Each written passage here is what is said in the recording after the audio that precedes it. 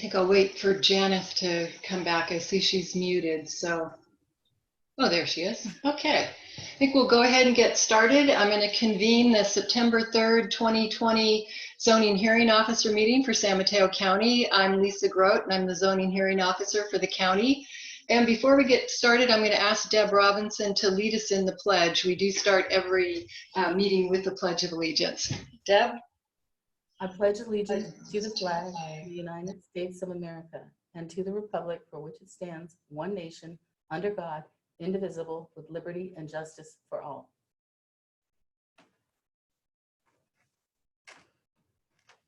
I am muted. Okay, am I unmuted?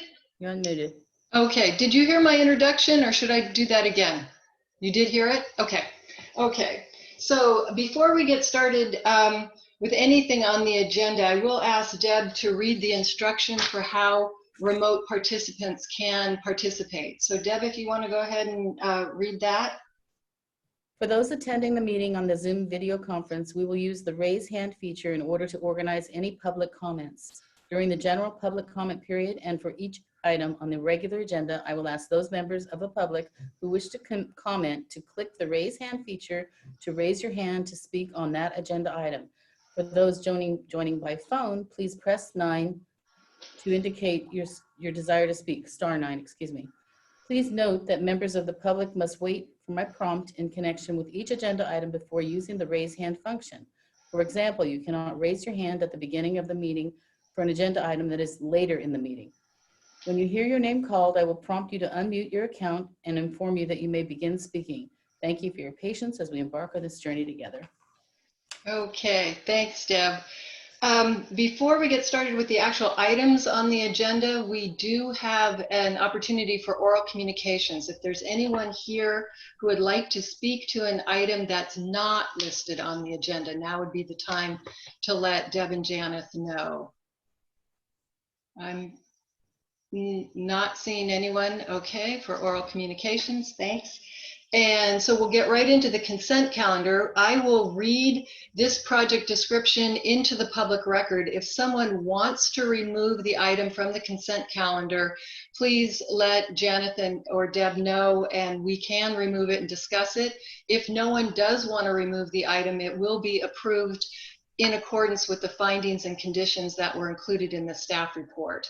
If anyone wanted to appeal that approval, the appeal date would be September 18th of 2020, and there's a $616.35 appeal fee for the appeal, and it needs to be in writing and submitted to the planning department. So that consent item number 1, excuse me, is owner applicant Fuli Lee, file number PLN 2019-00289. Location is 10th Street in Montera. The assessor's parcel number is 036031280. It's consideration of a coastal development permit and a certificate of compliance type B to confirm the legality of the existing parcel. The project is appealable to the California Coastal Commission. The application was deemed complete on October 19th of 2019, and Summer Burleson has been the project planner. Is there anyone here who would like to remove that item for discussion? I will ask Janet and Deb to confirm that there are no hands raised. I didn't see any hands raised. There aren't no hands raised for this item. Okay, great, thank you. So that item is approved in accordance with the findings and conditions in the staff report. Thank you. Okay, we're on to our regular agenda. It's item number 2. And I'll just read the introductory here, and then Laura will give the project description and background. But the owner is Thomas McGurk. The applicant is Stuart Gunrow. The file number is PLN 2020-00107. The location is 313 Princeton Avenue by Princeton, or in Princeton by the Sea. And the assessor's parcel number is 047-023-420. And Laura Richstone is the project planner, and she will start with the project report, staff report, and recommendation. Laura? Oh, I'm not hearing Laura. Is she muted? She is muted. I was, now I'm not. Sorry. Okay, great. Thanks. Thank you for that intro. Can you see my screen? I can, yes. Okay, Thanks. great. It's the slideshow, right? Right, yes, yeah, it's the full slideshow. Excellent. All right. Now that we've troubleshooted our way through that, good morning. My name is Laura Richstone, and I am the project planner associated with this application. The applicant is seeking a use permit, coastal development permit, and design review permit to establish a new brewery and tap room within 3 existing structures on a legal lot in Princeton by the Sea. So let's jump in. So the project site is highlighted in yellow here, and it is located in the CCR Coastside Commercial Recreation District. And then here's just a Google Maps overview of the parcel. As I said, the applicant is proposing to establish a brewery and a tap room. These 2 buildings here in the front-ish will be for the brewery and storage portion of the project, with the building in the upper left containing the tap room. Excellent. And so yes, so this is just a schematic of the buildings. The tap room, as you can see, would be located in building B2 and buildings B1 and 3 for storage. As part of their application, the applicant will also be striping the drive or the parking lot area to clearly delineate parking. Here is the front and rear of the parcels, or the parcel. From the front, you can see all 3 buildings, except the one in the rear is kind of hard to see. And then the rear picture is taken from Harvard Avenue, which is the street behind Princeton. And same for the sides. On these side elevations, the building where the tap room will be located is not visible, but you're able to see the 2 front buildings clearly. Before we get into this, per the applicant, brewing, excuse me, will occur 1 to 2 times per week during non-retail hours and require 1 to 2 employees. With the tap room being constrained to 10 to 12 patrons maximum. So just a little background on that. I got excited and I jumped forward. For regulations conformance, the application adheres to the general plan, community plan, and local coastal program. Let's see. The site adheres to the CCR regulations. It revitalizes existing vacant structures. It meets the parking regulations, which we'll go through separately, and it is complementary to the other commercial recreation uses around it.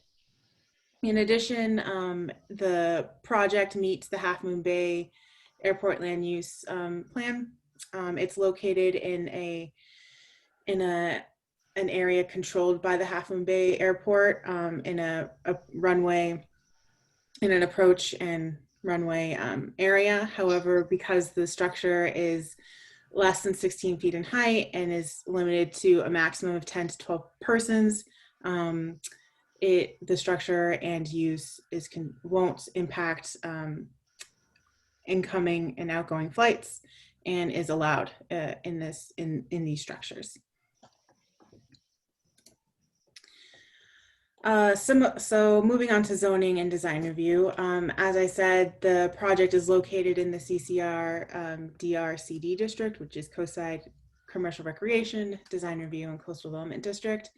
The parcels are legal non-conforming, as evidenced by the table below. They're legal non-conforming for setbacks, side setbacks, and lot coverage. The buildings were constructed in the 60s and 80s. prior to the adoption of the CCR regulations. So when they were built per standard, so they're legal non-conforming. And just a side note that the proposed project is not proposing to expand or make those structures any more non-conforming. Regarding parking, the application or project meets parking standards. There's two aspects of this project that generate parking: the tap room and the warehouse storage area where the brewery will be. For the tap room, it's the parking generation. It is one parking spot per every 3 seats.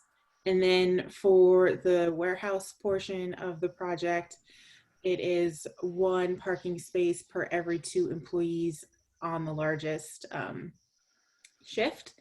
Per the applicant, a maximum of 12 there will be a maximum of 12 chairs in the tap room, which generates four parking spaces, and they'll have a maximum of 1 to 2 employees on site for brewing and or manning the tap room. So 4 plus, and that would require 1 parking space. So 5 parking spaces are required, but they're providing 6. 2 of those parking spaces will be provided in the in building B1 and B2, I believe, which are the front buildings. And a condition of approval has been added to require that those interior spaces be free and clear of storage materials so that they can actually be utilized.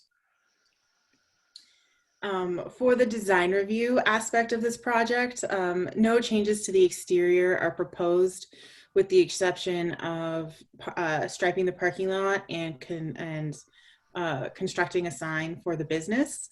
However, a condition of approval has been added to adhere to LCP policy 8.21 regarding signs, which essentially requires signs to be an integral part of the building and to not extend above the roof line.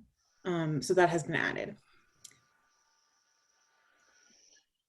To get a little bit into the use permit part of this application, the applicants, as I said, will establish a tap room within an approximate 1,000 square foot structure in the back left corner. And then the remaining 1,520 or 1,200 square feet structures will contain storage for kegs and for the brewing operation itself. As I said previously, patrons will be maxed out at 12 persons. And per the applicant, hours of operations will be limited to the weekends, Friday, Saturday, and Sunday, as you can see here. Just a side note that if the applicant would like to expand those hours, that would require an amendment to the use permit and possibly another hearing, depending on how those hours would be expanded. For the use permit, I just put the findings to the side. To approve a use permit, the decision maker must find in this area that the design and operation of the use will further the purpose of and conform with the standards of the CCR chapter, and that the establishment, maintenance, and conducting of the use will not result in a significant adverse impact to coastal resources or be detrimental to the public welfare or improvements to the neighborhood. Regarding environmental review, the project is found to be categorically exempt from CEQA pursuant to section 15303, class 3, related to minor modifications of existing structures. The applicant will have to do minor modifications to the interior of one of the buildings, to the tap room at minimum, to put in those stools and set up the bar area as necessary. And they may also need to do some minor tenant improvements to the other buildings. However, those improvements will require a building permit. Staff recommends that the zoning hearing officer approve the use permit, coastal development permit, and design review permit, county file number PLN 2020-00107 by making the required findings and adopting the conditions of approval listed in attachment A of the staff report. That concludes my report, and if you have any questions, I am more than excited to answer them. Thank you. Okay. Thanks, Laura. Thanks very much. Before we get into any of my questions or comments, would the applicant like to say anything? I think Janeth can unmute you if you do have comments you'd like to make.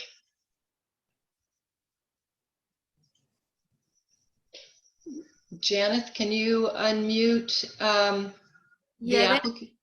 they actually have the capability to unmute themselves if they Okay. wish to speak. But Okay, I'm not seeing that he is indicating he'd like to speak then. Oh, there is one hand there's, raised. there is a hand raised from members of the public. So I don't know if you want to open that up yet, or should we wait until? Okay, if the applicant doesn't have anything to add to Laura's report, let's go ahead and go into public comment and questions. So Perfect. let's go. Yeah, We thanks. are now opening public comment for item number 2. If your hand is raised, your name will be called for this item. I will lower your hand after you speak. Those joining by telephone can press *9 to raise your hands. And so I do see one member of the public, which is Robert Carpenter, that has his hand raised. So I'll go ahead and unmute you now. Okay, Mr. Carpenter, do you Yep. have some comments or questions? Thanks. Yeah, actually, I'm one of the founders, but I Okay. wasn't put in the room. So I just wanted to make a real quick statement. And thank you for taking the time to discuss our project today. Blue Ocean Brewing was founded by 4 longtime coastside residents. We've been talking about this for a number of years, and it's really more of a platform for engaging with and supporting the coastside community than it is a beer venture. Everybody likes beer, so that sort of made it more fun. We're going to add more to the community than just beer. The team has already taken leadership roles in a major fundraising event for the Paradise Fire Relief. We have a big event tomorrow that we're sponsoring to help raise money for the Half Moon Bay High School athletics. And we were a supporter of the recent community drive-in movie event. So I just wanted to make that point that this is really a platform for the community to come together and find ways to sort of further our joint objectives. And so thank you again for your time, and we can answer any of your questions. Okay, great. Well, and thank you too for your community involvement. And is there anyone else who would like to speak or have any questions or comments? I don't see any more hands raised, but maybe we'll give it a few more seconds and see if anybody raises their hand. Okay. Okay, sounds good. And in the meantime, then I have just a couple of questions I wanted to ask Laura about the conditions. On condition number 28, under tsunami hazard note, it does have some wording in there that I guess the drainage section staff included saying, my understanding is that section 6914.2 of the zoning regulations does not apply. Did you have any opportunity to double check with them to see that that understanding is either correct, or can we remove that language there? So that section does not apply. So that Okay. language could be removed. Okay, great. All right, thank you. You're welcome. And then there's just one other note. I think it's in condition 48. It says sing rather than swing in talking about the door. I think a W needs to be added in there. Are you okay with that? I think it's just a typo. Yes. Yes. Okay, great, great. And a quick question for the applicants. Have you had a chance to read through the conditions and you understand them? And if you have any questions, do you want to talk about those? No, we've read through them and I think they're clear. Okay. We're comfortable with them. Okay, great, thanks. All right, well, just with those two minor edits to the conditions, I think that takes care of my questions and comments. If there isn't anyone else who would like to comment, and Janeth, I'm not seeing anyone that has their hand raised. That's correct. Okay. Okay, well, I think then that we'll go ahead and close the public hearing and issue a written approval this afternoon with the findings and conditions with those two little amendments in them. And there is an appeal period. It will expire on September 18th of 2020. There's a $616.35 appeal fee should anyone want to appeal this. It would need to be in writing and submitted to the planning division. So with that, I think we can conclude our September 3rd zoning hearing officer meeting. I want to thank the applicants very much and Laura. And we are finished with our meeting today. It's a quick one. Thank you all. Thank you. Thank you. Thanks. Bye-bye. Thank you. Bye.